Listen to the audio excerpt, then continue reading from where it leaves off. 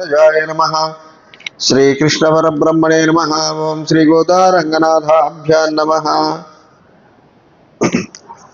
श्रीशैलेशदयापात्रं धीभक्त्यादिगुणार्णवं यतीन्द्रप्रवणं वन्दे रम्यजामातरं मुनिं लक्ष्मीनाथसमारम्भां नाथयामुनमध्यमाम् अस्मदाचार्यपर्यन्तां वन्दे गुरुपरम्पराम्।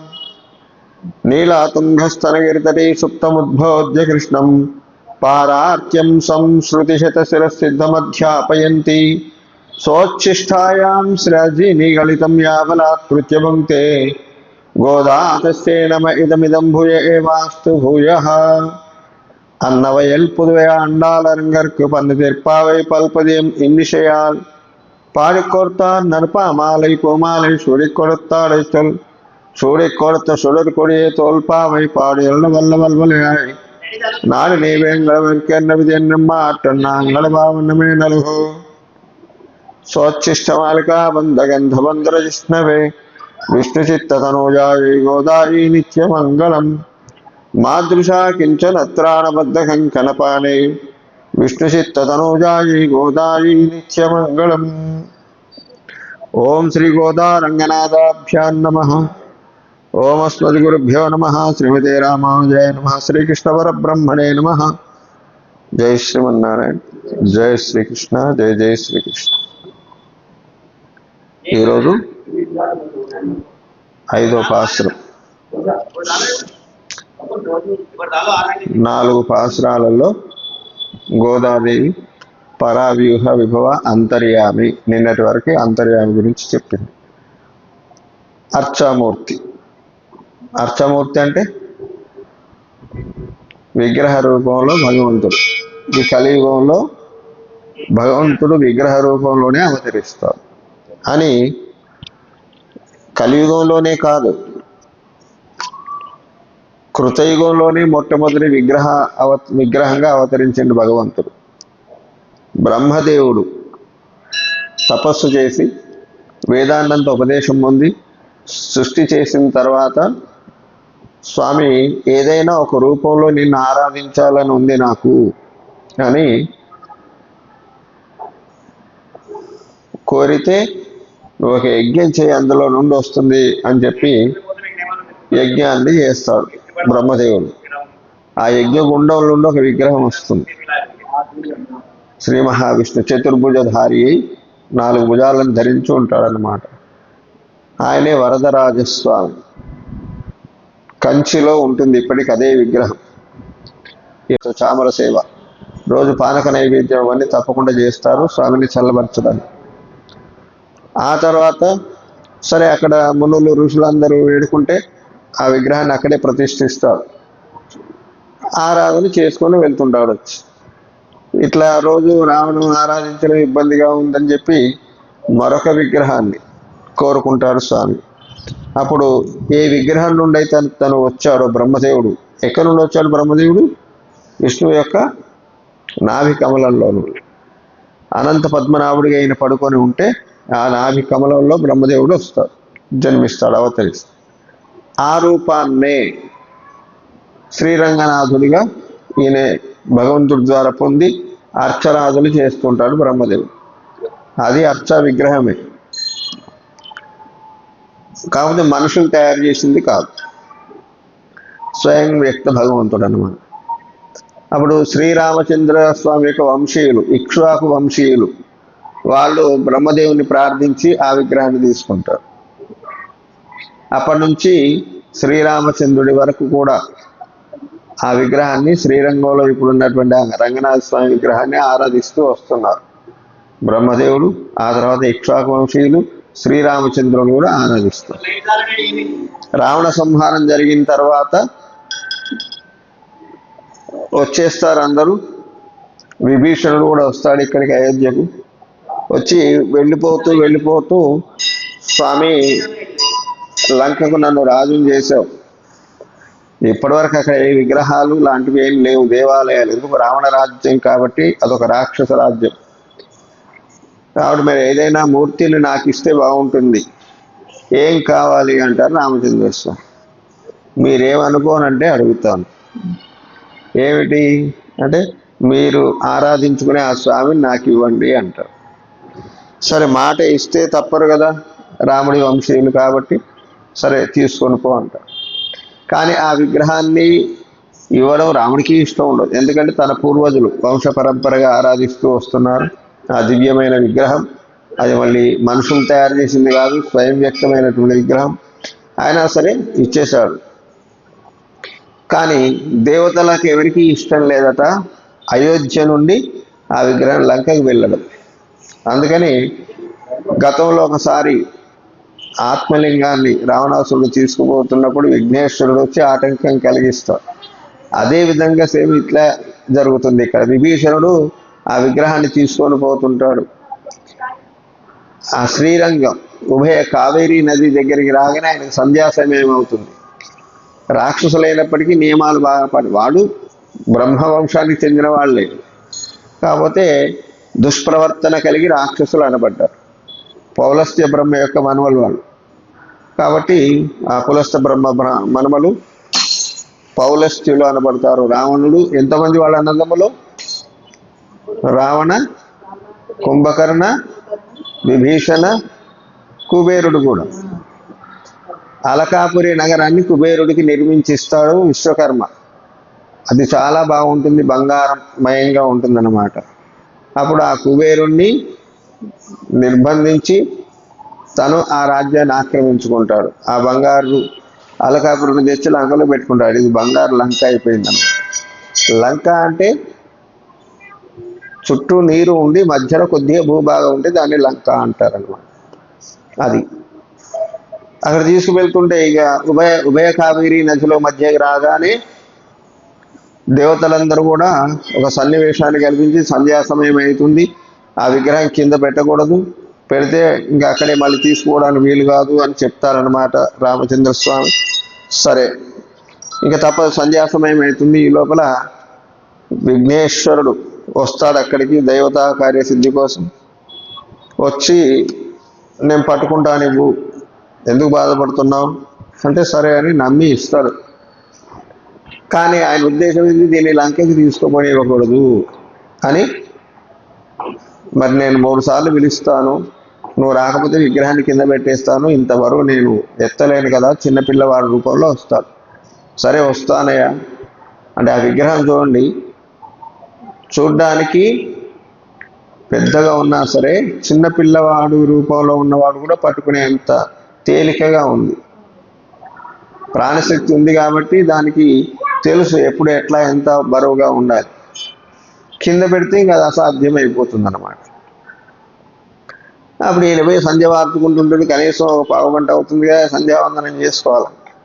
ఆ సంధ్యావందనం చేసుకొని మళ్ళీ గట్టు మీదకి వద్దామనే వరకు ఈ పిల్లవాడు 3 సార్లు అరిచేస్తాడు, నేను పెట్టేస్తున్నా అని కింద పెట్టేస్తాడు. ఆ 2 కావేరీ నదుల మధ్యలో ఆ విగ్రహం ఇంత ఇంత ఇంత ఇంత పెద్దగా ఇప్పుడున్నంత విగ్రహంగా పెరిగిపోతుంది అన్నమాట. చాలా పెద్దగా ఉంటుంది. శ్రీరంగంలో చూసారా విగ్రహాన్ని? సుమారు 12 ఫీట్లు 16 ఫీట్ల విగ్రహం, అంత పెద్దగా ఉంటుంది. అది త్రివేంద్రంలో 3 ద్వారాలు ఉంటాయి. శిరస్సును ఒక ద్వారం నుండి, నడుము భాగాన్ని ఒక ద్వారం నుండి, పాదాలను ఒక ద్వారం నుండి దర్శించుకోవాలి. కానీ శ్రీరంగంలో ఒకే ద్వారం ఉంటుంది. ఆ ఒక ద్వారం నుండే ఆపాదమస్తకం, పాదాల నుండి శిరస్సు వరకు దర్శించుకోవాల్సి ఉంటుంది. అలా ఏర్పడ్డ విగ్రహం శ్రీరంగనాథ స్వామి అన్నమాట. అది అర్చామూర్తి. కలియుగంలో ఇంకొక మూర్తిగా మనకి కనబడతాడు స్వామి, వెంకటేశ్వర స్వామిగా. ఈ కలియుగంలోనూ కాదు, ఎన్ని కలియుగాలు గడిచాయో తెలియదు ఆ వెంకటేశ్వర స్వామి వచ్చి అని చెప్తున్నారు. మనకి అక్కడ ఇప్పటికీ శిలాతోరణం అని ఉంది, చూసారా? శ్రీవారి పాదాలు అటు వెళ్ళినట్టయితే ఆ శిలాతోరణం దగ్గర జియోలాజికల్ డిపార్ట్మెంట్ వాళ్ళు, అంటే భూమి యొక్క పరిశోధన చేసేవాళ్ళు, భూమి మీద వాళ్ళు ఆ శిలాతోరణం ఎప్పటిది అని వాళ్ళు కనిపెట్టినారు అంటే సుమారుగా 270 కోట్ల సంవత్సరాలు అప్పుడు ఏర్పడ్డది. అది అప్పుడే శ్రీవారు వచ్చారట అక్కడికి తిరుమలకి ఆ శిలాతోరణం ద్వారా.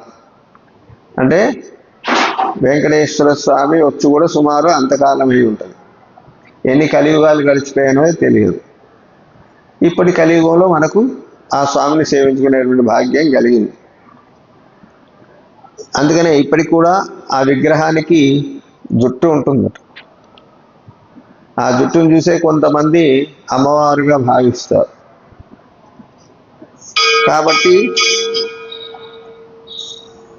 రామానుజుల వారు వచ్చి ఈయన సుబ్రహ్మణ్యుడని కొందరు అనుకుంటారు, అమ్మవారని కొందరు అనుకుంటారు, రకరకాలుగా భావిస్తుంటే లేదు ఈయన సాక్షాత్ శ్రీ మహావిష్ణువే అని చెప్పి ఆ స్వామికి శంకు చక్రాలు ఇస్తారన్నమాట.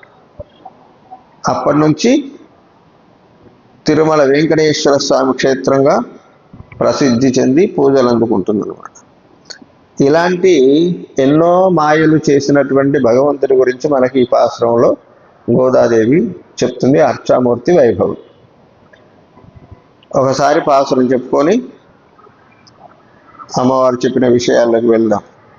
ఓం శ్రీ గోదా రంగనాథాభ్యాం నమః. మాయనై మన్నో వడమదురై மைந்தனை தூய பெருநீர் யமுனை துறைவனை ஆயல் குலத்தினில் தோன்றும் அணிவிளக்கை தாயை குடல் விளக்கம் செய்த தாமோதரனை தூயோமாய் வந்து நாம் தூமலர் தூவித்தசுது வாய்னார் பாடி மனத்தினார் சிந்திக்க போஜ பிழையும் புகுதரவான் நின்றனவும் தீயினில் தூஷாகும் செப்பேலோரெம்பாவாய். மாயனை மன்னவட மதுரை மைந்தனை தூய பெருநீரியமனை துறைவனை ஆயர் குலத்தில் தோன்றும் மணி விளக்கை தாயை குடல் விளக்கம் செய்த தாமோதரனை தூயோமாய் வந்து நாம் தூமலர் தூவிஸ்து வாய்நாட் பாடி மனத்தினால் சிந்திக்க போஜ பிழியும் பூதரவான் நின்றனவும் தீனில் தூஷாகும் செப்பேலோரம்பாவாய்.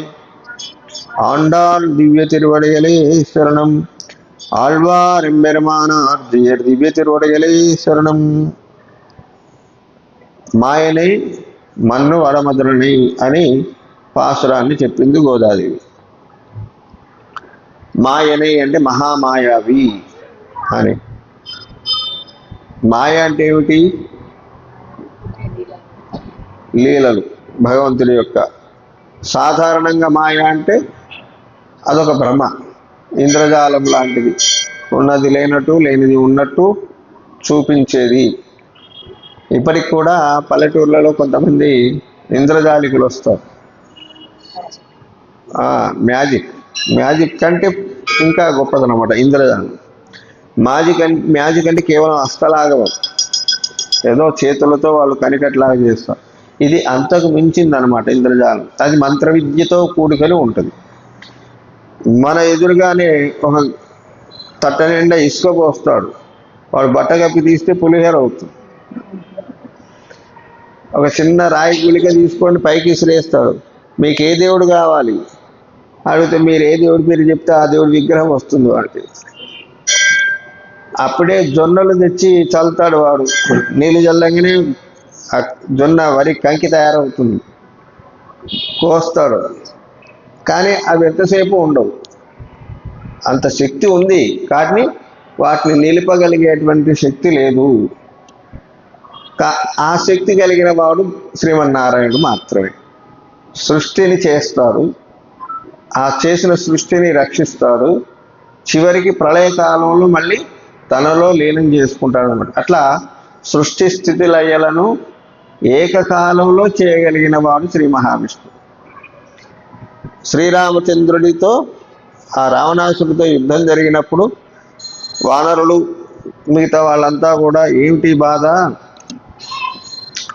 ఏదైనా ఉపాయం లేదా అని అన్నప్పుడు రాముడు ఎందుకు అట్లా సామాన్యంగా యుద్ధం చేస్తాడు అంటే మానవుడిలాగానే ప్రవర్తించాలి. మానవ అవతారం కదా. ఒకవేళ శ్రీరాముడు నేను దేవుణ్ణి అనుకుంటే రావణాసురుడు ఆయన చేతిలో చనిపోడు. ఎందుకు? రావణాసుడికి ఒక వరం ఉంది. దేవతల చేత కాకుండా మానవులు, కోతులు, ఈ మానవుల చేత కోతుల చేత ఆయనకు చావు లేదట.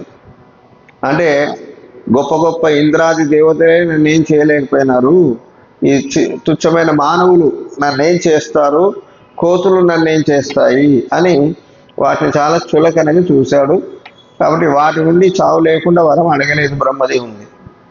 విష్ణుమూర్తి అనుకున్నాడు, దొరికింది వీక్ పాయింట్. ఈ రావణాసురుని చంపాలంటే రెండే మార్గాలు. ఒకటి నర, వానర, ఈ రెండు రూపాల్లో సంవరించవచ్చు అనుకొని ఆ నరవానులతో కలిసి యుద్ధం చేస్తుంటారు. కొన్ని కోట్ల సైన్యం, వానర సైన్యం. తర్వాత వీళ్ళందరూ వచ్చి యుద్ధం చేస్తుంటే అలసిపోయినటువంటి లక్ష్మణుడు మొదలైనటువంటి వాళ్ళు ఆ యుద్ధం ముగిసిన తర్వాత ఒకసారి సమావేశమైనప్పుడు, రామ ఏంటి ఇది, ఎంతకాలం వీటితో ఇట్లా యుద్ధం చేస్తాం, అంత మాయ కదా రావణాసురుడు, అంత మాయ. ఈయనేం మామూలుగా ఒక మానవుడిలాగా యుద్ధం చేస్తుంటాడు. అప్పుడు తనను మానవుడు అని కూడా మర్చిపోయి రావణాసురుడి మీద కోపం చేత ఏమని చెప్తాడంటే, నేను ఈ లంకతో సహా, లంక రావణాసురుడే కాదు, ఇప్పుడు ఈ సృష్టినంతా కూడా క్షణంలో నేను భస్మం చేసి మళ్ళీ అదే క్షణంలో సృష్టించగలను అంటాడు రామచంద్రస్వామి. అంటే ఒక సందర్భంలో తనను తను మరిచిపోయి తన బ్రహ్మత్వాన్ని ప్రకటింపజేసుకుంటాడు అన్నమాట రామచంద్రస్వామి. అంత శక్తి ఆయన దగ్గర ఉన్నప్పటికీ కూడా ఏమి లేనివాడు వలె, ఏం తెలియనివాడు వలె, భార్య పోయిందని దుఃఖిస్తూ, బాధపడుతూ, వెతుకుతూ, వాళ్ళను వీళ్ళని అడుగుతూ, ఇట్లా ఒక సామాన్య మానవుడిలాగా జీవనాన్ని గడిపి ధర్మాన్ని లోకానికి చాటాడు అనుకో. ఇప్పుడు శ్రీకృష్ణుడు వచ్చి ఎన్నో లీలను చూపించాడు. రాముడిలాగా వనవాసం చేయొచ్చు, రాముడిలాగా ఏకపత్ని వ్రతం కూడా చేయొచ్చు, రాముని ఎంత కాకపోయినా కొంతైనా ఆయన చూపిన ధర్మ మార్గంలో నడవచ్చు. కానీ మరి కృష్ణుడిలాగా ఆయన గోవర్ధనగిరి చిటికెల వేవినే ఎత్తిండు ఆయన. మనం ఎత్తగలమా? చిన్న చిన్న రాయి ముక్కలు కూడా ఎత్తలేము. అది కృష్ణుడికి రాముడికి ఉన్న తేడా అవతారంలో. కాబట్టి కృష్ణుడిని అనుసరించొద్దు, రాముడిని ఆదర్శంగా తీసుకొని జీవించాలి అని మనకి చెప్తుంది. రామో విగ్రహవాన్ ధర్మ, రాముడు ధర్మస్వరూపుడు. కాబట్టి అట్లా ఆ యమునా తీరమైనటువంటి మధురా నగరమై శ్రీకృష్ణుడి మాయల చేత నిండబడి ఉందట. అలా మాయనే మన్ను వడమధురై అన్నాడు. మధురలు రెండు ఉన్నాయి, ఒకటి తెన్ మధుర అంటారు, ఇంకోటి ఉత్తర మధుర, వడమధుర అంటారు. వడమధుర అంటే ఉత్తర మధుర ఎక్కడుంది? యూపీ. ఇప్పుడు ఉన్నటువంటి శ్రీకృష్ణ జన్మ వెళ్ళిందా ఎవరైనా? జయశ్రీ. ఉత్తర మధుర యమునా నదీ తీరంలో ఉంటుందన్నమాట. మనకి ఢిల్లీ దగ్గర నుంచి అటు వెళ్తే ఆగ్రా దగ్గర ఉంటుంది మధురా నగరం, యమునా తీరంలో ఉంటుంది. అది ఉత్తర మధుర.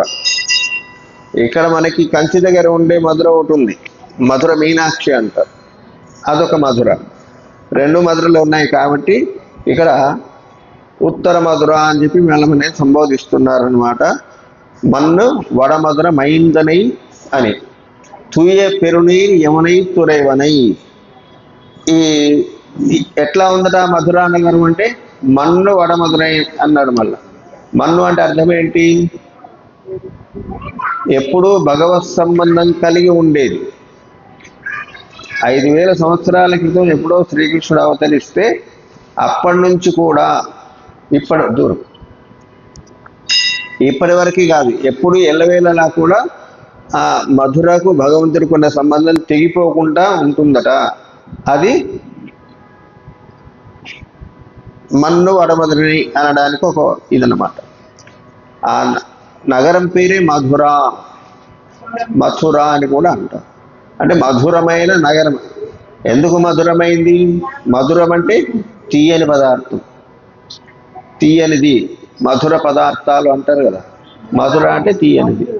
భగవంతుడు అక్కడ అవతరించి ఎన్నో లీలలు చూపించాడు కాబట్టి అది తీయటిది, మధురా నగరి అంటారు. మైందనై తూయ పెరునీరు యమునై తురైవనై,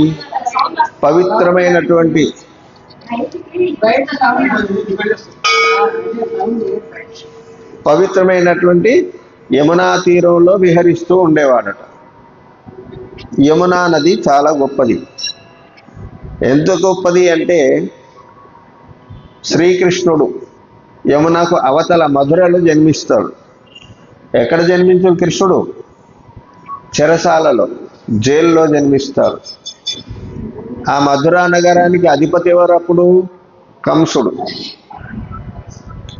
అయితే కంసుడు శ్రీకృష్ణుడికి మేనమామ, దేవకీదేవి యొక్క అన్న.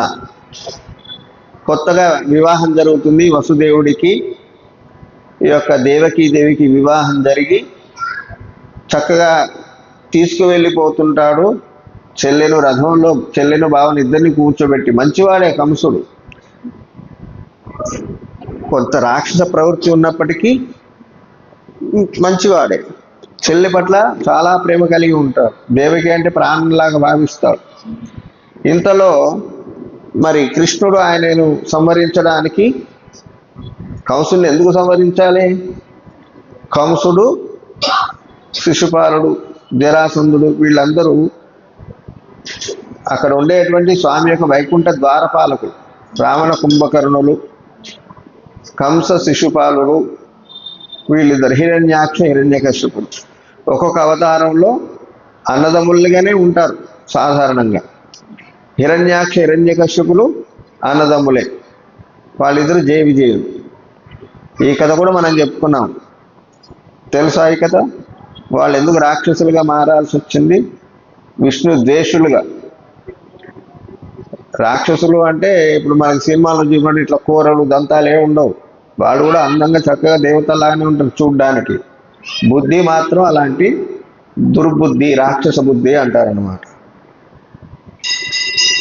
సనక సనందనాది మహర్షులు తెలిసినప్పటికీ మనకి ఒకసారి మళ్ళీ స్మరించుకోవడం మంచిది. ఆ సనక సనందనాది మహర్షులు ఎన్ని సంవత్సరాలు, ఎన్ని యుగాలు గడిచినా పసిపిల్లల్లాగా, 12 సంవత్సరాల పిల్లల్లాగానే ఉంటుంది వాళ్ళ వయసు. 12 సంవత్సరాల పిల్లవాళ్ళకి ఎలాంటి కల్మషం ఉండదు కదా, ఏం తెలియదు.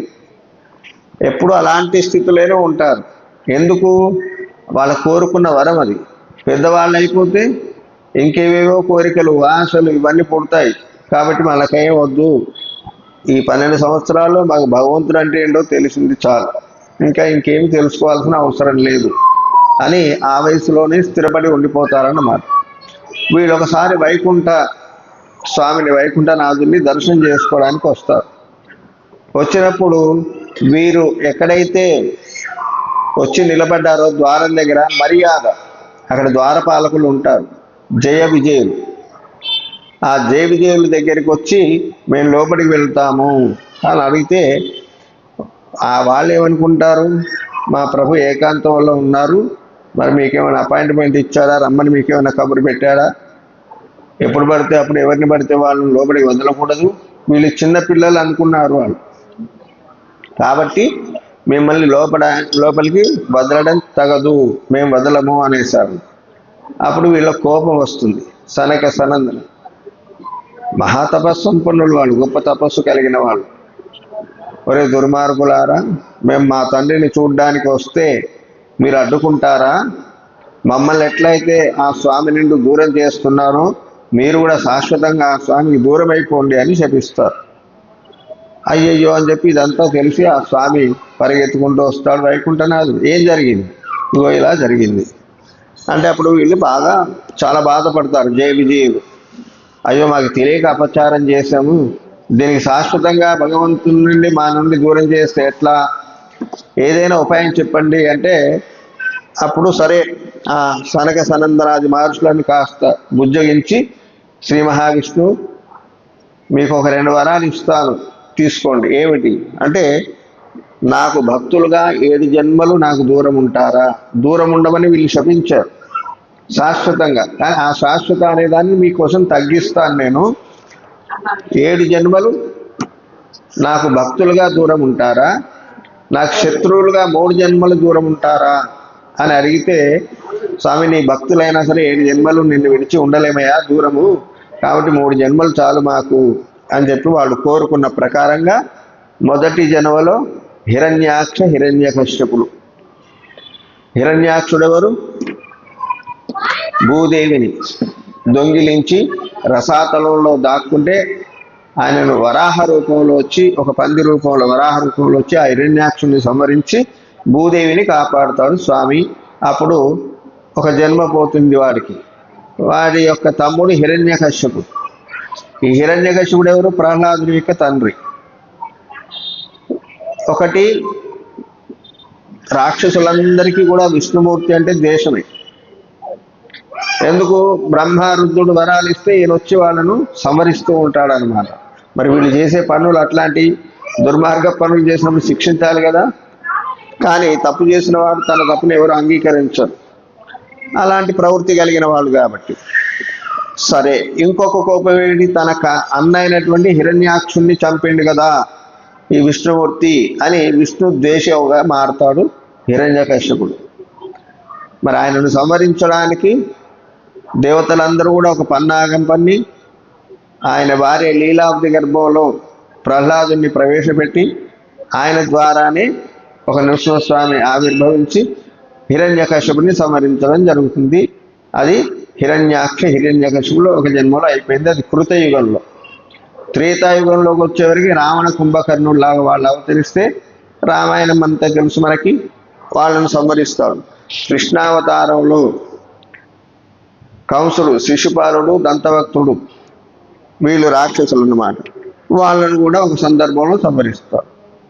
శిశుపాలుని సంహరించేటప్పుడు ఒక వరం ఆయనకు కూడా, 100 తప్పులు క్షమిస్తాను అని. 100 తప్పులు అంటే మనకు 100 జన్మలు అనుకోవచ్చు. ఎందుకంటే ఒక జన్మలో చేసే మనం తప్పులే 1,000,000 జన్మలకు సరిపోయేది చేస్తుంటాం. కోటాను కోట్లు, 1,000,000 అనడానికి కూడా వీలు లేదు. పూర్వకాలంలో ఒక ఆయన గాయత్రీదేవి గురించి గురువు గారి దగ్గర మంత్రాన్ని ఉపదేశంగా పొంది సాధన చేసిందట. విద్యారణ్య స్వామి అని చెప్తారు. గురువు గారిని అడిగారు ముందే, ఎన్ని రోజుల్లో నాకు గాయత్రీదేవి ప్రసన్నమవుతుంది అంటే, నువ్వు నిష్ఠగా చెయ్యి, 24 నెలలు 24 రోజుల్లో నీకు ప్రసన్నం అవుతుంది అని చెప్పారు. ఆ రోజుల్లో మరి అంత నిష్ఠ ఉండేది, అంత భక్తి ఉండేది. వెళ్ళి ఆ నదిలో నిలబడి తపస్సు చేస్తున్నాడు గాయత్రి గురించి. 24 రోజులు అయిపోయింది. అప్పుడు 20 రోజులు గురువు గారు చెప్పినట్టు మరి 24 రోజుల వరకు కూడా గాయత్రీదేవి ప్రత్యక్షం కాలేదు కాబట్టి వెంటనే గురువు గారి దగ్గరికి వెళ్ళి తపస్సు ఆపేశాడు. గురువు గారు, మరి మీరు 24 రోజులు అన్నారు, 24 రోజులు గడిచిపోయింది, మరి నాకు మీరు చెప్పినట్టుగా గాయత్రీదేవి ప్రసన్నం కాలేదు ఏమిటి, ఎవరి లోపం ఇది అంటే, లోపం కాదు నాయన, నువ్వు బాగానే చేసావు చక్కగానే, కానీ ఒక్కసారి నీ వెనక్కి తిరిగి చూడు అన్నాడు గురువుగారు. అప్పుడు శిష్యుడు వెనక్కి తిరిగి చూస్తే ఒక 24 పర్వతాలు కాలిపోతున్నాయట. అంటే ఈయన ఎన్ని జన్మల్లోనూ చేసుకున్న పాపాలన్నీ ఒక 24 గుట్టలు, కొండలంతా పేరుకుపోయి ఉంది. ఇప్పుడు ఒక గుట్టను ఒక మనిషి తోవాలంటే ఎంత టైం పడుతుందండి? ఎన్ని జన్మలు కావాలి? జన్మలే కావాలి. మరి ఇన్ని జన్మల పాపాన్ని మనం ఒక్క రోజులో చేసేస్తాం, ఒక జన్మలో కాదు. అందుకని శ్రీకృష్ణాష్టకం రోజు ఇక్కడ చదువుతున్నారు స్వామి. కృష్ణాష్టకం, వసుదేవసుతం దేవం కంస చాణూరమర్దనం దేవకీ పరమానందం కృష్ణం వందే జగద్గురుం. ఇట్లా 8 శ్లోకాలు ఉంటాయి. ప్రతిరోజు ఈ 8 శ్లోకాలను ఎవరైతే చదువుతారో వాళ్ళకు ఫలితం ఏమిటంట? చివరికి ఫలశ్రుతిలో చెప్తారు, 1,000,000 జన్మ కృతం పాపం స్మరణేన వినశ్యతి. మరొక రోజు చదివినాం మనం. మార్పు ఉండాలి కదా మన లోపల. 1,000,000 జన్మల పాపాలు పోతున్నాయి అంటే మనం ఎట్లా ఉండాలి? ఇప్పుడున్న దానికంటే చాలా గొప్ప స్థితికి వెళ్ళిపోవాలి. కానీ పోవట్లేదు. ఎన్ని రోజులు చదివినా, ఎన్ని సంవత్సరాలు చదివినా మరి అది చెప్పింది తప్ప లేదు. చెప్పిన వాళ్ళు మహర్షులు కాబట్టి అది ఎప్పుడు తప్పు కాదు. మరి ఎందుకు కోడి జన్మ పాపాలు? రోజు కోడి జన్మ పాపాలు నశిస్తూనే ఉన్నాయి. కానీ ఇంకెన్ని జన్మల పాపాలు ఉన్నాయి మనకి తెలియదు. ఇంకెన్ని కోట్ల జన్మల పాపాలు ఉన్నాయి. అవన్నీ తొలగితే కానీ ఆయన దర్శనం కాదు. జ్వరం వచ్చింది, డాక్టర్ దగ్గరికి వెళ్ళాం, ఒక కోర్సు ఇస్తాడు ఆయన. ఆ కోర్సు పూర్తయ్యేదాకా వాడాలి కదా. కోర్సు పూర్తయినా కూడా తగ్గని జబ్బులు కొన్ని ఉంటాయి, అవి జీవితాంతం వాడుతూనే ఉండాలి. ఇప్పుడు షుగర్ లాగా, బీపీ షుగర్ లాంటివి వస్తే దానికి ఇంకా ఇన్ని రోజులు అనేటువంటిది లేదు, లైఫ్ టైం కోర్స్. బతికినంత కాలం వాడిన ఆయన ఇవి వాడినంత కాలం బతుకుతాం, అందుకోసం బతికినంత కాలం వాడాలి. అట్లా మనం చేసుకునేటువంటి కూడా సంచిత ప్రారబ్ధ ఆగామి కర్మలను చేస్తూనే ఉన్నాం, ప్రతిరోజు చేస్తూనే ఉన్నాం. మరి వీటి నుండి విముక్తి ఎట్లా? భగవన్నామ స్మరణమే. ఒకసారి కృష్ణాష్టకం చదివితే కోటి జన్మ పాపాలు పోతున్నాయి, 8 శ్లోకాలు. మరి విష్ణు సహస్రనామం చదివితే అవి 108 శ్లోకాలు, ఇంకా ఎక్కువ ఫలితం వస్తుంది. కానీ మరి ఇట్లా ఈ ప్రారంధ కర్మ ఎప్పుడు పోవాలి? మరి కోటాను కోట్ల జన్మలంటే ఇక మనం చేసేందుకు ఈ మానవ జన్మ ఎంత? ఒక 100 సంవత్సరాలు మహా అంటే, చాలా తక్కువ సమయం. అందులో మనం ఒక 15-20 సంవత్సరాలు బాల్యంలోనే, ఏం తెలియని వయసులోనే గడిచిపోతుంది. ఇంకో 20-30 సంవత్సరాలు వృద్ధాప్యంలో గడిచిపోతుంది. మధ్యలో ఉండే సమయం కొద్దిగానే యవ్వనము, మధ్య వయస్సు. మరి ఈ మాత్రానికి మనం ఇంత సాధన చేసి ఏం పొందాలి అంటే, మనం చేసే సాధన ఎప్పుడూ వృధా పోదు. కోటి జన్మ పాపాలు నశిస్తున్నాయి అంటే ఈ జన్మల్లో కూడా బాధలు కొన్ని తగ్గిస్తాడు స్వామి. ఆ సంచిత పాపాలు పోతూనే ఉంటాయి, ఇంకా రాబోయే పాపాలు ఆగిపోతాయి, రావు. ఇప్పుడున్న వాటిలోంచి కొంచెం తగ్గిస్తూ ఉంటాడు అన్నమాట. ఏదైనా హోమం చేయమంటారు, మన గ్రహచారం బాగాలేకపోతే శాంతి చేస్తాం. దానివల్ల ఫలితం ఏంటి? శాంతి చేయంగానే గ్రహాలు దూరం అయిపోతాయా? జన్మజాతకంలో ఉన్నాయి గ్రహాలు. జన్మజాతకంలో ఉన్న గ్రహాలు మనిషి బతికున్నంత వరకు అక్కడే ఉంటాయి, కథలో. అక్కడే ఉన్న గ్రహం అవే ఫలితాలు ఇస్తూనే ఉంటుంది. మరి శాంతి చేయడం వల్ల ప్రయోజనం ఏంటి? ఈ పూజల పురస్కారాలు చేయడం వల్ల ప్రయోజనం ఏంటి అంటే, ఆ గ్రహాలు ఎక్కడికి తొలగవు. కానీ మనం చేసినటువంటి దానాలు, పూజలు, యజ్ఞాల ఫలితం అంతా కూడా ఒక కవచంలాగా మన చుట్టూ ఏర్పడి ఆ గ్రహ బాధలు, తీవ్రతను తగ్గిస్తాయి. ఎలాగైతే ఎండ బాగా ఉన్నప్పుడు గొడుగు పట్టుకుంటే కాస్త సూర్యుడు మాయమైపోతుందా? గొడుగు పట్టుకోగానే ఆయన ఉంటాడు, కానీ ఆ వేడి మనకు తాగకుండా గొడుగు ఆపుతుంది. అలాగే వర్షానికి, చలికి కోటు వేసుకుంటాం, చలి ఎక్కడ పోదు. ఆ చలి మనకు అంత తీవ్రంగా తాకకుండా కాపాడుతుంది. దాన్నే అపూర్వము అంటారు, పుణ్యము అంటారు. ఆ పుణ్యఫలాలు మనల్ని కాపాడుతూ ఉంటాయి. ఈ విధంగా ఈ కంసుడు కూడా చెరసాల తన చెల్లెలు బావను రథంలో తీసుకుపోతుంటే నారద మహర్షి వచ్చి చెప్తారు, నారద, కంస, నువ్వు సంతోషంగా తీసుకుపోతున్నావయా? ఎవరనుకుంటున్నావు? ఈమె నీ మృత్యుదేవతను కనబోతుంది. ఈమె గర్భంలో పుట్టేటువంటి శిశువే నిన్ను చంపేస్తాడు, జాగ్రత్త అంటే, సరే. వెంటనే అంత ప్రేమగా తీసుకుపోతున్నవాడు తన ప్రాణం పోతుంది అనేసరికి ఆమెను చంపడానికి సిద్ధపడతాడు. అందుకే కొన్ని సందర్భాల్లో చెప్తారు, మనుషుల ప్రేమలు ఎట్లాంటి ప్రేమలు మనుషులు? కోతి ప్రేమలట. కోతి ప్రేమ అంటే ఏంటి? ఒక కోతి తన పిల్లని తీసుకొని పోతుంది. ఎప్పుడు కూడా కోతి పిల్లని పట్టుకోదు, కోతి పిల్లే కోతిని పట్టుకుంటుంది. పిల్లి దానికి విరుద్ధం. పిల్లి ఏమో తన పిల్లని తను పట్టుకొని పోతుంది, కానీ కోతి తల్లినే పట్టుకొని ఉంటుందన్నమాట. అట్లా పోతున్న సందర్భంలో ఒక ఊబి ఉంది, నీటి గుంట, బురద గుంట. అందులో పడితే ఇంకా పైకి రారన్నమాట. అందులో పడిపోతుంది తల్లి కోతి. పడిపోగానే ఏం చేస్తుంది? అయ్యో పాపం, ఇది చిన్న పిల్ల కదా, నేను ఏదో కొంతకాలం బతికాను, చూశాను, మంచి చెడు అన్నీ, దీనికి ఏం తెలియదని చెప్పి తను మునుగుతున్నా కొద్దీ ఈ పిల్లను పైకి ఎత్తుతుందట. తన ముక్కు నోరు మునిగే దగ్గరికి రాగానే అనిపించింది దానికి. నేను పోయిన తర్వాత నా పిల్ల ఎవరు ఇంకెవరు అని దాని కిందేస్తోకి ఇది నిలబడ్డది పైన. అంటే ఎవరైనా సరే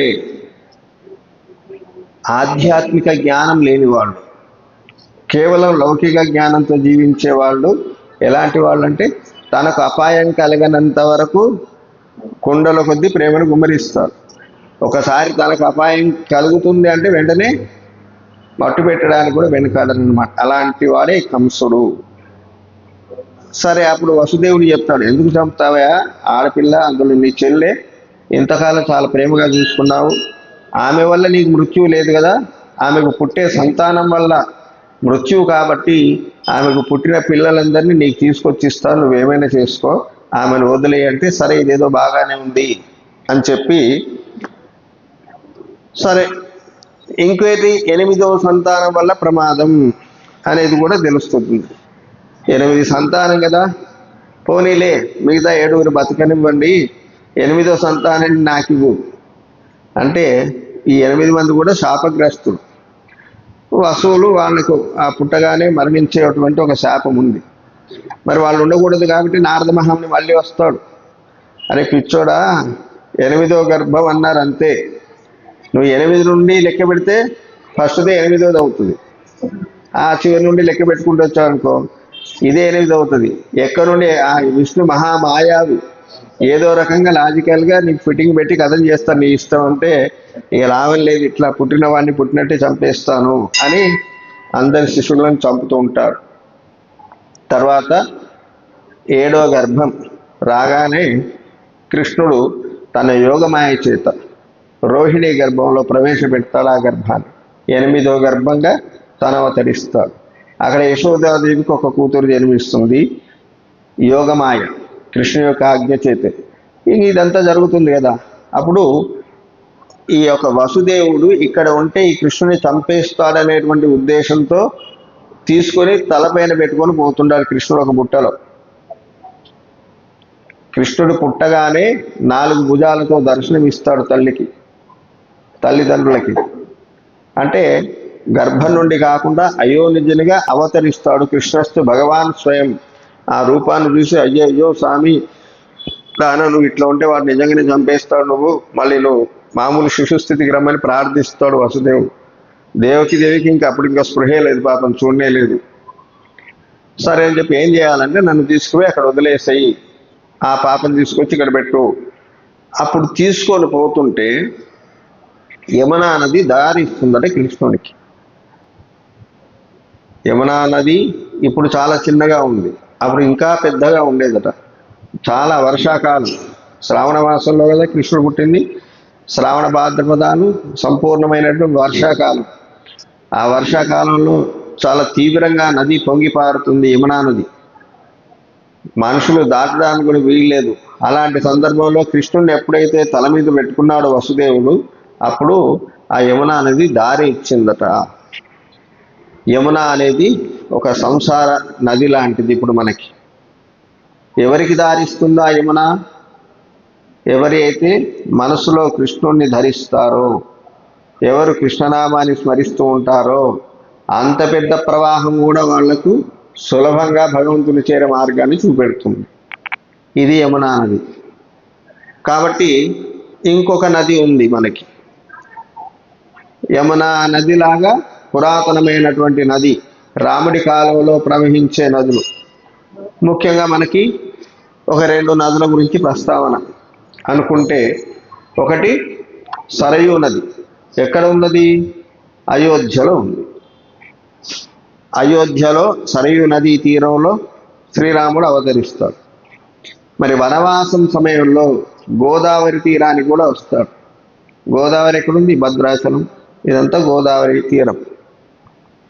సీతమ్మ వారిని ఎడబాసిన తర్వాత అరణ్యవాసంలో చెట్టును పుట్టను పట్టుకొని ఏడుస్తూ రాముడు, మా సీత కనబడిందా, సీత కనబడిందా అంటే ఎవరు సమాధానం చెప్పరట. చివరికి గోదావరిని కూడా అడుగుతారు రామచంద్రస్వామి, ఏమమ్మా గోదావరి నీ తీరంలోనే ఇదంతా జరిగింది కదా, నువ్వేమైనా చూసావా అంటే రావణాసుడికి భయపడి మాట్లాడలేదట గోదావరి. కాబట్టి మరి యమునా నది ఆ రోజు కంసునికి భయపడలేదు. కంసునికి భయపడకుండా శ్రీకృష్ణుడికి దారి ఇచ్చింది. ఈరోజు గోదావరి నది రావణాసుడికి భయపడి సీతమ్మ జాడ చెప్పలేదు. కాబట్టి ఈ గోదావరి కంటే ఆ యమునా నది ఉత్తమమైంది అని చెప్తారంట మనకి ఇక్కడ. కాబట్టి అట్లా పరిశుద్ధమైనటువంటి జలములు కలిగినటువంటి యమున. యమున ఎవరు? యమునా నది ఎట్లా ఏర్పడింది? యమధర్మరాజు యొక్క సోదరి యమునా నది, అందుకనే యమున అంటారు. యమునాను కాస్త ఆ ఉత్తర దేశం వాళ్ళు జమున అని పలుకుతారు. యా అని పలకరు వాళ్ళు, బా అని పలకరు. వసంతి అన్నాం అనుకోండి బసంతి అంటారు. వాకు బదులు బాను పలుకుతారు, యాకు బదులు జాను పలుకుతారు. అందుకనే నదీ పేర్లు కానీ, పర్వతాల పేర్లు, లతలు, నక్షత్రాలు ఇలాంటి పేర్లు పిల్లలకు పెట్టకూడదట. అలా పెడితే వాళ్ళ జీవితంలో కొన్ని కష్టాలు ఎదుర్కోవాల్సి వస్తుందట. అలాంటి ఉత్తర మధురలో శ్రీకృష్ణుడు పెరుగుతున్నాడు చాలా గొప్పగా. అలాంటి మధురా నగరంతో సంబంధం కలిగినటువంటి మహామాయావిని యొక్క పేరు చెబుతూ గోదాదేవి ఇంకొక గోపికను మేల్కొల్పే ప్రయత్నం చేస్తుంది అనమాట రేపటి పాసురంలో. ఈరోజు మాత్రం ఏం చెప్తుంది? మా ఎనేమన్నవన మధురమైందనే తూయ పెరునీరు యమున ఎత్తురేవనై. ఆ యమునా తీరంలో చక్కగా లీలలు చేస్తూ, ఎన్నో లీలలు. నిన్నటి పాసురం, ప్రతి పాసురంలో మనం ఏది చెప్పుకున్నా సరే భాగవతంలోని ఒక ఘట్టాన్నైనా స్పృశించకుండా, భగవద్గీతలోని ఒక శ్లోకాన్నైనా స్పృశించకుండా, జ్ఞాపకం చేసుకోకుండా ఆధ్యాత్మిక ప్రసంగం ఏది జరగదు. అట్లా శ్రీకృష్ణుడు పుట్టినప్పటి నుంచి ఎన్నో లీలలు చూపించి గోవర్ధనగిరిని ఎత్తాడు, కాళీయ మర్దనం చేశాడు, గోపికలతో విహారం చేశాడు. రోజు పొద్దున్నే గోవులను కాయడానికి వెళ్ళిపోయేవాడు. చిన్న పిల్లవాడు, ఆయనకు ఒక సద్ది మూట. ఆ మూటను పట్టుకొని తను పట్టుకోడు, కుచేలుడు పట్టుకుంటాడు అనమాట. అప్పుడేమున్నాయి ఆ రోజులలో? వీళ్ళు పొద్దున పోతే సాయంత్రం ఎప్పుడో ఏ టైంకి తింటారో తెలియదు. కాబట్టి రోజు కొన్ని అటుకులు మూట కట్టి ఇచ్చేదట యశోదమ్మ. అది పట్టుకొని ఆకలి అయినప్పుడు తిని మళ్ళీ వచ్చేవాళ్ళు. శ్రీకృష్ణుడు ఆ అడవికి చేరిన తర్వాత చిన్న చిన్న దూడలు, పెద్ద పెద్ద ఆవులు అన్నీ ఒక గుంపు. ఎన్ని ఆవులు ఉన్నాయి? 5 లక్షల గోవులట, 1, 2 కాదు. మరి ఎంతమంది గోపాలులు ఉన్నారు వాళ్ళు కాచేవాళ్ళు. ఈయన ఒక చెట్టు కింద కూర్చొని, అవన్నీ గేదెలు బుద్ధిగా ఉంటే ఒక చోట, ఆవులు ఉండవు. ఆవులు పెంచే వాళ్ళకి తెలుస్తుంది వాటి బాధ. అసలు కట్టు విప్పామనుకోండి అందకుండా బారిపోతూనే ఉంటాయి, ఎక్కడ పోతే తెలియదు. మరి ఆ పిల్లలు పట్టుకోలేరు. అప్పుడు ఏం చేస్తాడు కృష్ణుడు? వేణుగానం, మురళి ఊదుకుంటూ కూర్చుంటాడట. అవన్నీ కూడా కృష్ణుడు ఒక ఎత్తైన ప్రదేశంలో వేణువాదన చేసుకుంటూ కూర్చుంటే తలెత్తి ఆయన్నే చూస్తూ ఉంటాయి. పొద్దున్న నుండి సాయంత్రం వరకు ఇదే పని. అది ఎక్కడికి పోకూడదు, వాళ్ళంటే వీళ్ళు పరిగెత్తకూడదు. మరి వాటికి మేత ఎట్లా? సాయంకాలం అయ్యేసరికి డొక్కలు ఎండుకుపోయి. ఇప్పుడు మనం ఉపవాసాలు చేస్తాం కదా, పొద్దున్న నుండి సాయంత్రం వరకు ఉపవాసం చేస్తే ఏమవుతుంది? నీరసపడిపోతాం. అవి కూడా పాపం కదలలేని పరిస్థితి వచ్చి ఇంట్లో తోలేటప్పుడు తన కరముల చేత స్పృశించేవాడట. ఇట్లా ఆవుని ఇలా తాకగానే నివరగానే చాలు కడుపు నిండా గడ్డి తిన్నంత బలం వచ్చేదట దానికి. కృష్ణుడి యొక్క మహిమ అలాంటిది. మరి జీవులందరినీ కూడా ఈరోజు మన కృష్ణుడి దగ్గర లేడు, భగవంతుడి దగ్గర ఆయన నామమా. మనకు కొన్ని సందర్భాల్లో పోటీ జరిగింది. దేవుడు గొప్పనా, దేవుడి నామం గొప్పనా? రామావతారంలో కూడా ఎవరు గొప్ప, దేవుడా ఆయన నామమా?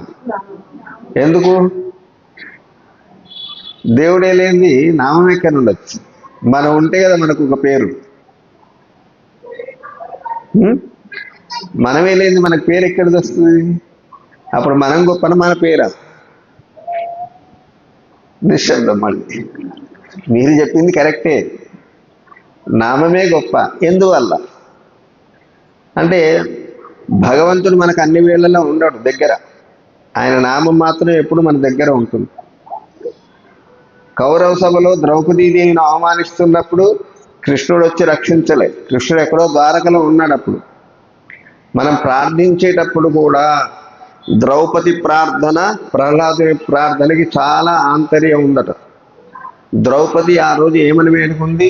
హే కృష్ణ ద్వారకా వాసిన్ పాసియాదవనందన కౌరవై పరిభూతా మాం త్రాయశ్వాసు జనార్దన అని. సాధారణంగా కృష్ణుడు ద్వారకలో ఉంటాడు కాబట్టి, ఓ ద్వారక ఎందున్న కృష్ణుడా, ఇక్కడ కౌరవులు నన్ను అవమానపరుస్తున్నారే, వచ్చి నన్ను రక్షించు అని వేడుకుంటుందట. అందుకని వస్త్రాలు రావడానికి ఆలస్యమైందట. ఎందుకు? ఎక్కడో ద్వారకలో ఉన్నాడు కదా. మరి ఈమె భావన యద్భావన్ తద్భవతి. అప్పుడు మరి ఆ ద్వారక నుండి చీరలు రావాలంటే ఆలస్యమైందట. రెండోది, ద్రౌపదికి కాస్త గర్వం ఉంటుందట. నేను చాలా అందగత్తెను, చాలా అందగత్తెట ద్రౌపది. కాకపోతే కొద్దిగా నల్ల రూపు కలిగి ఉంటుంది, కానీ చాలా ఆ కాలంలో గొప్ప అందగత్తె అని చెప్తుంటారు. ఆ గర్వం తొలగిపోవడానికి కూడా కొద్దిగా ఆలస్యం చేస్తాడనమాట కృష్ణుడు. ఇంకా ఎలాంటి నిస్సహాయ స్థితిలోకి రాగానే అప్పుడు వస్త్రాలు ఇస్తాడు. మరి ప్రహ్లాదుడు ఏం చేశాడు? భగవంతుణ్ణి ఇందు గలడందు లేడని సందేహం వలదు అన్నాడు.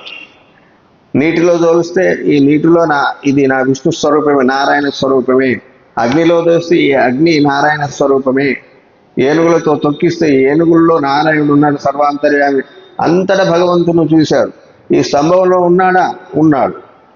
అనగానే అక్కడనే వ్యక్తమై భగవంతుడు రక్షించడం. కాబట్టి భగవంతుడు మనకు దూరంగా ఉన్నప్పటికీ, ఆయన ఇక్కడ వైకుంఠంలో ఉంటాడో తెలియదు, పాలకడలిలో ఉంటాడో తెలియదు, గోపాలస్వామి గుళ్ళో ఉంటాడో తెలియదు, మన ఇంట్లో పూజా మందిరంలో ఉంటాడో తెలియదు. మనం ఎక్కడో ఉంటాం, అక్కడికి మనం వెళ్ళలేము, ఆయన మన దగ్గర రాడు. వేణుగోపాలస్వామి వస్తాడా? రాడు. అక్కడి నుంచే రక్షిస్తాడు. కానీ మనము ఒక సంకేతం వేయడాన్ని పిలవడానికి ఒక పాస్వర్డ్, ఈరోజు ఏదో అంటుంటారు కదా, వైఫై, అది అంతటా ఉంటుంది. కానీ దాంతో కనెక్ట్ కావాలంటే ఒక పాస్వర్డ్ కావాలి. అదే భగవన్ మంత్రం, నామం. నారాయణ నుండి గోవింద, కృష్ణ, మాధవ, మధుసూదన, ఇట్లా ఏదైనా ఒక మంత్రాన్ని మనం నిరంతరంగా ఒకే మంత్రాన్ని ఉపాసిస్తూ ఉండాలి. చాలామంది ఇన్నిన్ని గ్రంథాలు పెట్టుకొని ఇన్నిన్ని మంత్రాలను సాధన చేస్తారు, వారికి ఏ ఒక్కటి సిద్ధించదు. ఎందుకు? మానవుడి జీవితం ఒక మంత్రాన్ని సిద్ధింపజేసుకోవడానికే మానవ జన్మ సరిపోదు. లక్షల కొద్దిగా, కోట్ల కొద్దిగా జపం చేయాల్సి ఉంటుంది మంత్రాన్ని. రెండోది, ఇప్పుడు నలుగురు ఒక దగ్గర కూర్చున్నారు, మీరు ఫస్ట్ ఈమె మంచిదని మాట్లాడుతూనే ఈమె కంటే మంచి వ్యక్తి ఇంకెవరన్నా ఉంటే బాగుండు అన్నప్పుడు ఈమెకి ఏమనిపిస్తుంది? దుర్మార్గుడు, ఇంతవరకు నాతో సహాయం తీసుకున్నావు, ఇప్పుడు నాకంటే మంచి వ్యక్తి కావాలా అని బాధ కలుగుతుంది కదా. మంత్రం కూడా అలాంటిది. ఒక మంత్రం చదువుతున్నాం అనుకోండి, అందరికీ అనిపిస్తుంది సాధారణంగా, ఎంతకాలం చేస్తాం? ఏదో పంతులు గారిని అడిగితే ఆయన చెప్పాలా వద్దా అనుకుంటే ఒక మంత్రం చెప్పిండు మనకి, అయిపోయా. 40 రోజులు చెప్తే 40 రోజులు పోయినాయి, 40 ఏళ్ళు అయిపోయింది, మనకేమి లేదు. అప్పుడు ఏమనిపిస్తుంది? ఈ మంత్రం చూపిస్తున్నప్పుడే ఇంతకంటే ఫలితం, గొప్ప ఫలితం ఇచ్చే ఇంకొక మంత్రం దొరికితే బాగుండు అనిపిస్తుంది కదా. అంటే అర్థం ఏంటి? ఇంతకు ముందున్న మంత్రం పనికి రాదు అని అర్థం. రాజుగారి చిన్న భార్య మంచిదంటే పెద్ద భార్యకి అయ్యాలనే కదా అర్థం, మంచిది కాదనే. అట్లా ఈ మంత్రం మీద ఉన్న ధ్యాస ఇంకో మంత్రం, దాని మీద ఇంకో మంత్రం ఇట్లా పోతూ నిరర్ధకమైపోతుంది జీవితం. కాబట్టి నారాయణ మంత్రాన్ని స్వీకరించి దృఢంగా దాన్నే జపించాడు ప్రహ్లాదుడు. కాబట్టి అంత గొప్పవాడైన. వాసుదేవ మంత్రాన్ని ధ్రువుడు జపించి అంత గొప్పవాడైన. శ్రీరామ మంత్రాన్ని హనుమంతుడు జపించి ఇప్పటికీ పూజనీయుడు. రాముడి దేవాలయం లేని చోట కూడా ఆంజనేయ స్వామి దేవాలయం. అంత గొప్ప శక్తి ఎక్కడి నుండి వచ్చింది ఆయనకి? శ్రీరామ అష్టాక్షరి అంటే 8 అక్షరాలు. దానికి పెద్ద నియమాలు, నిష్టలు, గురుద్వార ఉపదేశం పొందాలి, ఇవన్నీ ఉంటాయి. ద్వాదశాక్షరం అంటే 12 అక్షరాలు, ఇంకా పెద్ద మంత్రం. కానీ శ్రీరామ 3 అక్షరాల మంత్రం. వాల్మీకి మహర్షిని అంత గొప్పగా మార్చింది ఈ 3 అక్షరాల మంత్రమే. కాబట్టి ఒక మంత్రాన్ని ఆచార్యుడి ద్వారా ఉపదేశం పొంది, గురువు ద్వారా దాంట్లో ఉన్నటువంటి కీలకాలు తెలుసుకొని, రహస్యాలు తెలుసుకొని జపిస్తూ ఉంటే, ఇప్పుడు ఆచార్య దగ్గర ఉపదేశం పొందుతున్నామంటే అర్థం ఏంటి? ఆయనకు మాట ఇస్తున్నట్టుగా మీరు చెప్పినటువంటి ఈ మంత్రాన్ని నేను ఎప్పుడు నిరంతరము నా ప్రాణానికంటే అధికంగా భావిస్తూ ఆరాధిస్తాను, జపిస్తాను అని. అప్పుడు ఆ గురువు గారి సంరక్షణలో ఆ సాధన చేస్తే ఫలితం వస్తుంది, లేదంటే వ్యతిరేకమైనటువంటి ఫలితాలు వస్తాయి. అట్లాగే ఈ నందగోప గృహంలో పెరిగినటువంటి శ్రీకృష్ణ భగవానుడు కూడా ఎన్నో లీలలు తను చూపిస్తున్నాడు తన యొక్క అనుచరులందరికీ కూడా. మా ఎనై ఆశ్చర్యమని చేష్టితములు కలిగినవాడు. మన్నవడమదనమై ఇందనై, ఈయనెవరు? రాధాదేవి, రుక్మిణి, సత్యభామ, ఇట్లా అష్టమహిషులు ఉన్నారు, 8 మంది భార్యలు ఈ శ్రీకృష్ణ భగవానుడికి. ఇలాంటి వాళ్ళందరినీ కూడా నిర్వాహకుడు నియమించేవాడు అనమాట. ఇటు లోకాలన్నింటినీ నియమించేవాడు నారాయణుడుగా ఉండి, ఎప్పుడైతే కృష్ణావతారానికి వచ్చారో శత్రువులందరినీ కూడా నిగ్రహిస్తూ తన ఇష్టజనాన్ని కూడా రక్షిస్తూ నిర్వహణ చేసేటువంటి పరమాత్ముడు శ్రీకృష్ణ పరమాత్ముడు. తూయ పెరునీరి యమునై తురైవనై, అక్కడ పరిశుద్ధమైనటువంటి యమునా తీరంలో ఎప్పుడూ విహరిస్తూ ఉండేవాడు స్వామి. ఏ నీళ్ళను చూసినా మనకి యమునా తీరంలోనే కనిపిస్తాయి. యమునాకి ఇప్పుడు కూడా మనం చూస్తే ఒకవైపు మధురా నగరం ఉంటుంది, ఇంకొక వైపు బర్సానా అనేటువంటి ఒక నగరం. ఆ బర్సానా ఎవరిది? రాధాదేవి యొక్క జన్మస్థానం. ఈయన రోజు యమునా నదికి అవతలికి వెళ్ళేవాడట.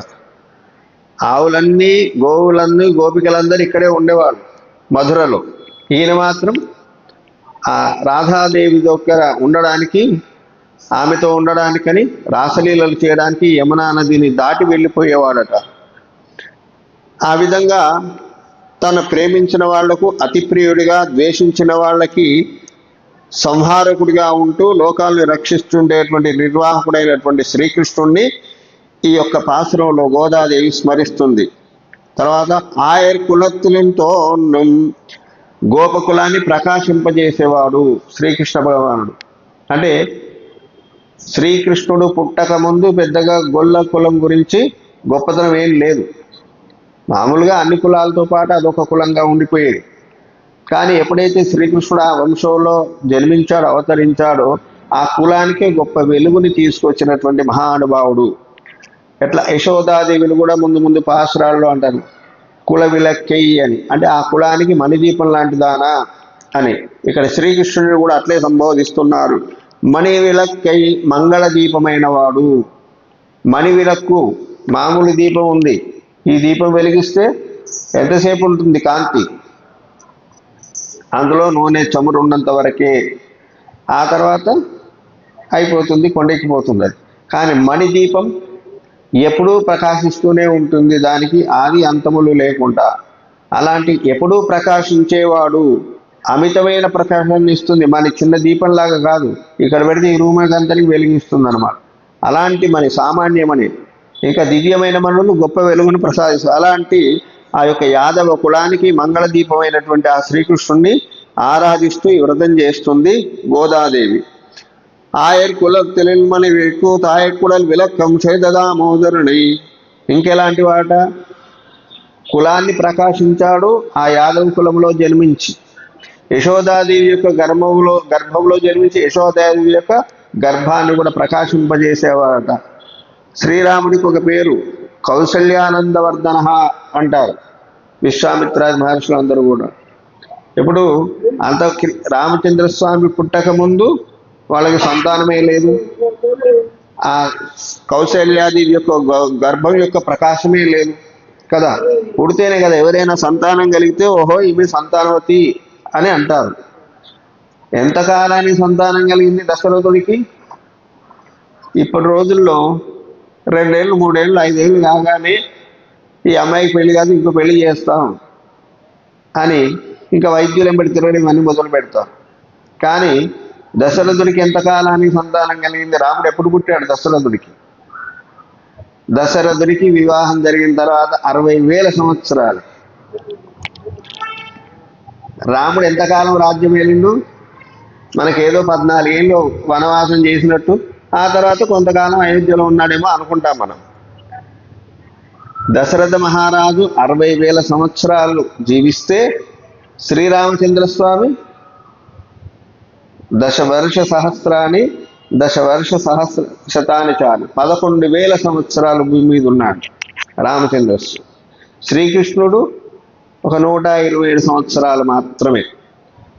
మరి చూడండి, మనకి రామాయణంలో ఎంత తెలుసు. రాముడి యొక్క లవకుశల జననం వరకు, ఆ తర్వాత అవతార పరిసమాప్తి జరుగుతుంది. మరి ఈయనకి లవకుశులు ఎప్పుడు పుట్టినట్టు? లవకుశులు పుట్టగానే అవతారం అయిపోతుంది కదా. మరి రాముడికి కూడా 11,000 సంవత్సరాలకు సంతానం కలిగి, అప్పటివరకు సీతారాములు కలిసే ఉన్నారు ఆనందంగా. అప్పుడు ఈమె గర్భవతి ఉన్నప్పుడు తీసుకువెళ్ళి వాల్మీకి ఆశ్రమంలో వదిలేస్తారు. అంటే సీతమ్మ కష్టాలు అంటారు, సీతమ్మ పడ్డ సుఖం ఎవరు పడలేదు. అర్థమైందా? మనకి తెలిసింది కొంతనే కొండంతగా భావిస్తాం అనమాట. ఆ విధంగా ఆ యొక్క శ్రీరామచంద్రుడు ఎలాగైతే కౌసల్యానందవర్ధకుడై ఆమె గర్భాన్ని ప్రకాశింపజేశాడో, శ్రీకృష్ణుడు కూడా దామోదరణై అన్నాడు. నేనే చెప్పుకున్నా, దామోదరుడు అని ఎందుకు పేరు వచ్చింది? 2 రకాలుగా. ఆ యొక్క యశోదాదేవి తాడుతో కట్టి వేసినప్పుడు ఆయన ఉదరం మీద ఒక మచ్చ ఏర్పడ్డది, కాబట్టి దామోదరుడు అన్నారు. ఇంకొక పేరు ఎందుకు వచ్చిందట? యశోదాదేవి యొక్క గర్భాన్ని ప్రకాశింపజేసిన వాడేనా, కాబట్టి దామోదరుని అనేటువంటి నామంతో కీర్తిస్తున్నది ఈరోజు గోదాదేవి. ఈ ధనుర్మాసం అంతా కూడా నామ సంకీర్తనలోనే జరిగిపోతుంది మనకి. తుయోమాయి వందునాం, పరిశుద్ధులమే వచ్చి అంటే మరి భగవంతుని ఆశ్రయించాలి. వీళ్ళందరూ కృష్ణుడి ఇంటికి పోవాలని ప్లాన్ చేస్తున్నారు. స్నానవ్రతం అదే. ఈ గోపికలందరూ కూడా, గోదాదేవి వాళ్ళ చెలికత్తెలందరూ కూడా ఎక్కడికి వెళ్ళాలని? శ్రీకృష్ణుడి ఇంటికి వెళ్ళాలి, ఆయనను ప్రార్థించాలి. అప్పుడు ఆయన మనకు పరైనటువంటి ఒక వాయిద్యాన్ని ఇస్తాడు, అంటే మోక్షాన్ని ఇస్తాడు అని అర్థం అనమాట ఆధ్యాత్మికంగా. కాబట్టి పరిశుద్ధులమై వచ్చి మనము ఆ యమునా నదీ తీరంలో ఉంటుండే ఆ శ్రీకృష్ణ భగవాను ప్రార్థిద్దాము. మరి పరిశుద్ధులము అనే పదానికి అర్థం ఏంటి? ఇప్పుడు ఎవరెవరు చెప్తుంటారు పరిశుద్ధాత్మ, పరిశుద్ధులము. అసలు పరిశుద్ధులు అనే పదానికి వాళ్ళకి అర్థం కూడా తెలియదు. మనకి 2 పదాలు ఉంటాయి స్వచ్ఛతను తెలిపేవి. ఒకటి నిర్మలము, పరిశుద్ధము అని. నిన్న కూడా చెప్పుకున్నాం మనం. పరిశుద్ధం అంటే ఏంటి, నిర్మలం అంటే ఏంటి? నిర్మలము అంటే ఒకప్పుడు మురికి అంటుకొని అది తొలగించబడితే నిర్మలము, మలము లేనిది, మలము తొలగినది అని అర్థం. కానీ పరిశుద్ధము అంటే ఎప్పుడు ఎలాంటి మలినములు అంటుకొనిది అని అర్థం. అది ఆత్మ, నిత్య సూర్యగణం, వైకుంఠంలో ఉండేటువంటి ఆత్మలే పరిశుద్ధములైనటువంటి ఆత్మలు. ఇక్కడ ఈ సంసారంలోకి వచ్చిన చేరిన అన్ని కూడా నిర్మలాత్మలే. కాబట్టి మనం పరిశుద్ధులము అంటుంది గోదాదేవి. ఎట్లా పరిశుద్ధులు అవుతారంటే భగవంతుని యొక్క నామాన్ని స్మరిస్తే, ఆయన లీలను ఒకసారి స్మరిస్తే వీళ్ళు కూడా పరిశుద్ధులు అయిపోతారట. అలాంటి పరిశుద్ధులమై వచ్చి భగవంతుని యొక్క సన్నిధిని వేడుకుంటున్నాం. తుయ్యో మాయి వందునాం, నారాయణే దిక్కని నమ్మి ఉన్నారట వీళ్ళందరూ కూడా. అంటే శ్రీకృష్ణుడు భగవద్గీతలో చెప్తాడు, ఏకభక్తిర్ విశిష్యతే మన్మనాభ మద్భక్తో మధ్యాజీమాం నమస్కురు అని. ఎంతమంది దేవతల్ని పూజ చేయమన్నాడు కృష్ణుడు? నన్నొక్కనే పూజించండి అంటాడు, ఇతర దేవుల్ని పూజించకండి అని చెప్తాడు. పూజిస్తే ఏం జరుగుతుంది? నువ్వు చెప్పినట్టే వినాలా? మీరు ఎవరు వింటారు? అర్జునుడే వినలేదు సరిగ్గా ఆ రోజు. ఇదంతా చెప్పిన తర్వాత ఏమే అర్జున, భగవద్గీత 700 శ్లోకాలు చెప్పిన తర్వాత అర్థమైందా? ఏమన్నా ఏమర్థమైంది స్వామి, నువ్వేమేమో చెప్పేసావు, నా మైండ్ అంతా కన్ఫ్యూజన్ అయిపోయింది, ఉన్న బుద్ధి కూడా పోయింది నాకు. కాబట్టి ఏం చేయాలో చెప్పు. తదేకం వదనిశ్చిత్య ఏన శ్రేయోహం ఆప్నుయాత్. అంటే ఇన్ని చెప్పినా బాగానే ఉంది, కానీ ఇన్నిట్లో నేను ఏది చేస్తే నాకు మేలు కలుగుతుంది, దాన్ని నువ్వే నిశ్చయించి చెప్పు స్వామి అని ఆ రోజు మళ్ళీ అర్జునుడు అడిగితే, యుద్ధాయ కృతనిశ్చయ, నువ్వు యుద్ధం చేయాల్సిందే అని ఆయనకు ఉపదేశం చేసి, తర్వాత ఈ యుద్ధం అయిపోయిన తర్వాత నీకు మళ్ళీ జ్ఞానం కావాలంటే తద్విద్ది ప్రణిపాతేన పరిప్రశ్నేన సేవయా అంటారు. ఉపదేక్షంతే జ్ఞానం జ్ఞానిన తత్వదర్శిన. మనం కూడా ఆచార్యులను ఆశ్రయిస్తాం. ఆచార్యుడు అంటే ఎవరు? తత్వదర్శనం చేసిన వాడు. కేవలం ఏదో రామాయణం, భారతం, భాగవతం కథలు చెప్పేవాడు కాదు. వీళ్ళను పౌరాణికులు అంటారు, పురాణాలు చెప్పేవాడు. కానీ తత్వదర్శులు ఎవరు అంటే ఈ పురాణాలు, వేదాలు, శాస్త్రాలు అన్నీ చదివిన తర్వాత వాళ్ళ బుద్ధిలో ఒక స్థిరమైనటువంటి భావం ఏర్పడుతుంది. అసలు ఎవరు భగవంతుడు, మనం ఎవరము, ఆ భగవంతుని మనం ఎలా చేరాలి అని ఒక స్పష్టమైనటువంటి తత్వ నిర్దేశనం అంటారు అన్నమాట. తత్వం తెలుస్తుంది, నిజము. తత్వం అంటే సత్యము, నిజము అని అర్థం. ఆ నిజాన్ని ఎవరైతే తెలుసుకొని దాన్ని ఆచరిస్తూ ఉంటారో అలాంటి వాళ్ళని మనం శరణు వేడితే వాళ్ళు తెలుసుకున్న సత్యాన్ని ఎన్నో సంవత్సరాలు, ఎన్నో జన్మలు పట్టొచ్చు వాళ్ళకి, దాన్ని సులభంగా మనకు ఉపదేశిస్తారు. కాబట్టి తత్వదర్శులైన వాళ్ళని మీరు ఆశ్రయించండి, ఎవరిని పడితే వాళ్ళు కాదు అని చెప్పి శ్రీకృష్ణ భగవానుడు మనకి అర్జునుడికి ఉపదేశిస్తాడనమాట. అలా ఆ స్వామి దగ్గరికి వెళ్ళి ఏం చేద్దాము, పరిశుద్ధమైనటువంటి పువ్వులను తెచ్చి ఆయనకు సమర్పిద్దాం ఆయన పాదాల మీద. ఏమిటి పరిశుద్ధమైన పుష్పాలు? భూమి మీద ఎక్కడైనా పరిశుద్ధమైన పుష్పాలు ఉంటాయా? మలినం అంటుకొని పుష్పాలు ఉంటాయా? ఎక్కడ దుమ్ము ధూళి బారుతూనే ఉంటుంది వాటి మీద. ఇంకా అంతకంటే మలినం ఏమిటి అంటే తుమ్మెదలు వచ్చి ఆ పువ్వుల మీద వాలి వాటిలో ఉన్న మకరందాన్ని తేనెనంత తాగేస్తే సారం అంతా అయిపోతుంది, ఏం ఉండదు, నిస్సారంగా. ఇప్పుడు చెరుకు గడ ఉంది, ఆ మిషన్లో పెట్టి పిండిన తర్వాత రసం పోతుంది, పిప్పే మిగులుతుంది. ఆ పిప్పిని తింటే పెద్ద ఉపయోగం ఏముండదు కదా. మరి పుష్పాలు కూడా మకరందాల చేత, ఆ తుమ్మెదల చేత ఈ మకరందానికి గ్రోలపడతాయి, అవి కూడా నిస్సారమవుతాయి. కాబట్టి ఏ పుష్పాన్ని సమర్పించాలి అంటే మన హృదయం అనేటువంటి పుష్పాన్ని భగవంతుడికి సమర్పించాలి. ఇది పరిశుద్ధమైనటువంటిది. అంజలి ఘటించి తొసుదు వాయనార్పాడి ఆ స్వామి యొక్క నామాలను స్తోత్రం చేద్దాం, పరిశుద్ధమైన పుష్పాలను ఆయన పాదాలందు సమర్పిద్దాం. అప్పుడు ఏం జరుగుతుంది, భగవంతుడే మనను మనెత్తిన చెందిక్క మనస్సు చేత ధ్యానించాలి.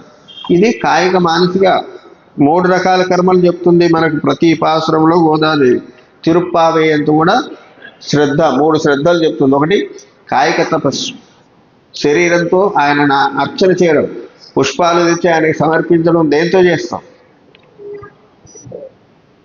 శరీరంతోనే కదా, చేతులతో కోసుకొచ్చి సమర్పిస్తున్నాం. అంజలి అంటే పుష్పాంజలి, చేతిలో దోశలిండా పూలు పట్టుకొని కృష్ణాయ నమః అని ఆయన పాదాల మీద వేస్తే పుష్పాంజలి అంటారు దాన్ని. ఇది శరీరంతో చేయాలి. మరి చేసేటప్పుడు ఆయన మంత్రాన్ని చదవాలి, ఓం శ్రీకృష్ణాయ నమః అంటున్నాం. అది మన మాటతో వాచికమైనటువంటి తపస్సు. దోశ నిండా పుష్పాలు తెచ్చినాము, శ్రీకృష్ణాయ నమః అంటున్నాము, ఎవరినో తలుచుకుంటూ ఇక్కడ వేస్తే అవి ఎవరి మీద వేసినట్టు కాదు. కాబట్టి మనసులో కూడా కృష్ణుడినే, ఆ రూపాన్ని ఒకసారి చూసి ఆయన ఎంత బాగున్నాడు, వేణువు పట్టుకున్నాడు, మంచిగా నామాలు పెట్టుకున్నాడు, పక్కన అమ్మ వాళ్ళు 2 ఉన్నారు అని చెప్పి ఆ స్వామిని భావిస్తూ ఆ పుష్పాంజలి ఆయన పాదాల మీద వేస్తే అప్పుడు అది మానసికమైనటువంటి తపస్సు అవుతుంది. ఈ విధంగా శారీరక, వాచిక, కాయిక, వాచిక, మానసిక తపస్సులు 3 సిద్ధిస్తాయి ఈ యొక్క ధనుర్మాస వ్రతం చేయడం వల్ల. పోయ పియం పుగద్రవాన్ తీలిల్ తూషాగం చెప్పే లోరింబ వాయ్ ఆ సర్వేశ్వరుని తిరునామాన్ని చెబుతూ ఈ ధనుర్మాస వ్రతాన్ని మనం కొనసాగిద్దాము, ఈ మార్గశీర్ష స్నాన వ్రతాన్ని మనం చేద్దాము అని చెప్పి ఈ గోదాదేవి మనసులో అనుకుంటూ బయలుదేరింది, వ్రతం చేయడానికి పూనుకుంది. ఇవాళ ఎన్నో పాసురం? 5 పాసురం. ఈ 5 పాసురాల్లో భగవంతుని యొక్క 5 రూపాలు, 5 స్థానాలు, 5 తత్వాల గురించి మనకి చెప్పింది. పర, వ్యూహ, విభవ, అంతర్యామి. ఈరోజు అర్చావతార వైభవం చెప్పుకున్నాం కదా. అర్చావతారం అంటే ఏంటి? మళ్ళీ మర్చిపోదు, విగ్రహ రూపం. అక్కడ ఉన్న వేణుగోపాల స్వామి, ఇక్కడ ఉన్న గోదాదేవి, ఇవన్నీ మన ఇంట్లో ఉన్నటువంటి మూర్తి, విగ్రహ రూపం.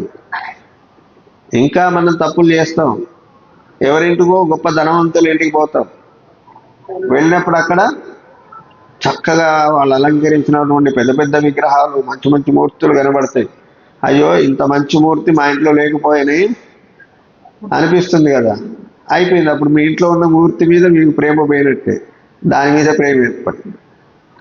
కాబట్టి మనకు లభించిన మూర్తి, ఈరోజు మీ ఇంట్లో 1, 2, 3, 4 ఫోటోలు, విగ్రహాలు ఉన్నాయంటే అవి మీరు కావాలని తెచ్చుకునేవి కాదు. మీరు కావాలని తెచ్చుకుంటే మీ ఇంటి నిండా తెచ్చుకునేవాడు. ఆ స్వామి మీ దగ్గరికి రావాలని వచ్చినటువంటి మూర్తులు, విగ్రహాలని, వాటినే సర్వస్వం అని భావించాలి. కాకపోతే మట్టితో చేసిన వాటికి ఆరాధన చేయకూడదు అంటారు. ఎందువల్ల? అది పొరపాటున తగిలి కింద పడి భిన్నమై పగిలిపోతే మన మనసు కూడా బాధపడుతుంది. అయ్యో, నేను ఇంతకాలం పూజించుకున్న ఈ స్వామి పోయింది కదా విగ్రహం. అందుకని లోహమూర్తులు మంచిది. చిన్నదైనా సరే ఒక విగ్రహాన్ని తెచ్చుకొని అయ్యవారి చేత దాన్ని పూజ చేయించి మన నిత్యారాధనలో పెట్టుకుంటే అది తరతరాలుగా ఆ విగ్రహం, మిగతా విగ్రహాలు ఎన్నైనా ఉండొచ్చు చూసుకోవడానికి, అట్లా అందంగా మనం భావించుకోవడానికి. కాబట్టి ఆ విధంగా ఆ సర్వేశ్వరుని చిరునామాన్ని చెప్తే ఈ వ్రతం చేసుకుందామని చెప్తుంది. రేపటి నుంచి ఈ ధనుర్మాసం ఇంకొక మలుపు తిరుగుతుంది. ఏమని చెప్పుకున్నాం? గోదాదేవి ఈ ధనుర్మాస వ్రతం చేద్దాం అనుకుంది, కానీ తనొక్కతే కాదు 10 మంది చెలకెత్తలందరినీ కూడా నిద్ర లేపుతూ ఈ వ్రతం చేద్దాం అనుకుంటుంది. రేపటి నుండి ఆ ప్రక్రియ, రేపు ఒక చెలికెత్తను, ఎల్లుండి ఇట్లా 6వ పాసురం నుండి 15వ పాసురం వరకు కూడా 10 మంది చెలికెత్తలను గోదాదేవి లేపుతుంది. ఎలా మేల్కొలుపుతుందో రేపు చూద్దాం. గోదారంగనాథ భగవానికి, శ్రీకృష్ణ భగవానికి. హరే రామ రామ రామ హరే హరే.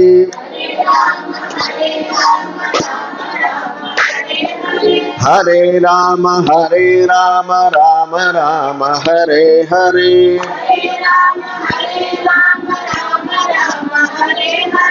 హరే కృష్ణ కృష్ణ కృష్ణ హరే హరే.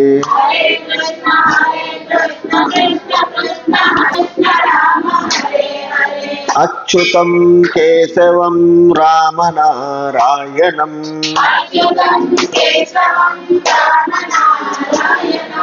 అచ్యుతం కేశవం రామనారాయణం.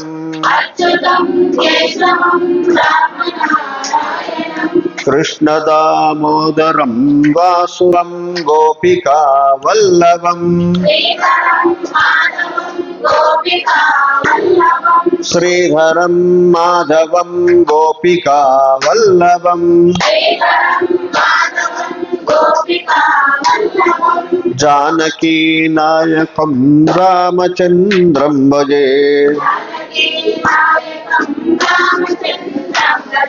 జానకీ నాయకం రామచంద్రం భజే. శ్రీ సీతారామచంద్ర భగవానికి, శ్రీ రాధాకృష్ణ భగవానికి. రఘుపతి గంగా తులసి సాలగ్రామ్. సుందర విగ్రహ మేఘశ్యామ్. గంగా తులసి సాలగ్రామ్. సుందర విగ్రహ మేఘశ్యామ్.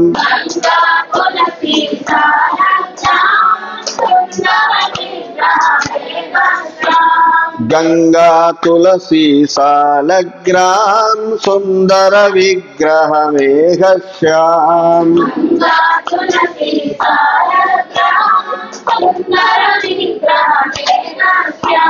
శ్రీరామ్ జయ రామ్ జయ జయ రామ్. శ్రీరామ్ జయ రామ్ సీతారామ్. శ్రీరామ్ జయ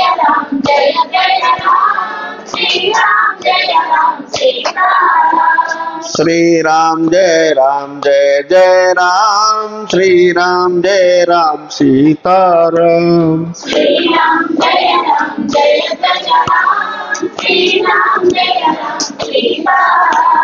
శ్రీరామ్ జయ రామ్ సీతారామ్.